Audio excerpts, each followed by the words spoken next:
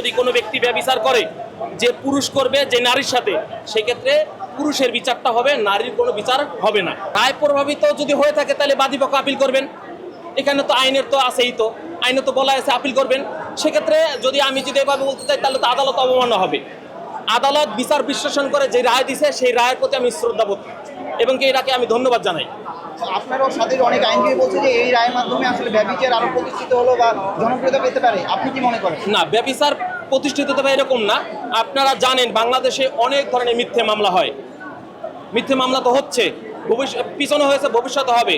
সেক্ষেত্রে এটা দেখতে হবে যে প্রমাণ সাপেক্ষে আসলে এটা কি কতটা সত্যতা, এই মামলার ভিত্তিটা কতটা সত্যতা বহন করে। আর ব্যভিচারের যে বিষয়টা বলছেন সেটা তো অবশ্যই বাংলাদেশে এটা একটা আমাদের মহামারী ধারণ করছে ব্যভিচার। এই ব্যভিচারের জন্য যদিও ইসলাম এবং কি আইনের কিছু একটু কন্ট্রাডিকশন আছে। আইনে 497 ধারায় বলে দেওয়া আছে যে যদি কোনো ব্যক্তি ব্যভিচার করে, যে পুরুষ করবে যে নারীর সাথে, সেক্ষেত্রে পুরুষের বিচারটা হবে, নারীর কোনো বিচার হবে না। সেই ক্ষেত্রে আইন আমরা যেহেতু লয়ার, সেক্ষেত্রে আইনকে শ্রদ্ধা করি।